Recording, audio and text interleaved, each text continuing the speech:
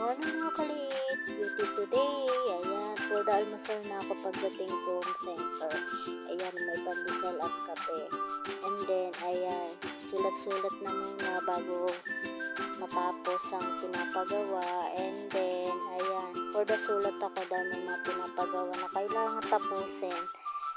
For the record ako ng mga, hindi ko alam kung ano yung nire-record ko. Basta susulat ako. Ayan, pwede sulat-sulat, feeling ano dyan. Diba? Kailangan po lagi tayo may face mask pag pupunta tayo ng center. And ayan, pagtapos, pumunta kami ng palengke, namili kami ng mga ingredients sa sinigang na pork buto-buto at magluluto ngayon ng pork buto-buto na galing kay Ate Maggie na siya yung sumagot ng lunch namin. For the hiwa-hiwa na ako ngayon ng sibuyas. Ayan. Bali hindi ako magluluto today kasi si Ate Mian magluluto ngayon. Ayan, hiwa-hiwa tayo tapos ayan. Syempre, ayan, pakita ko lang sa inyo yung mga ingredients ng pork buto-buto. Ayan o. Tapos ayan, may okra, may kamatis, kangkong, labanos, panigang pork.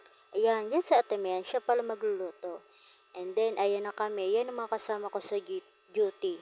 Yun lang.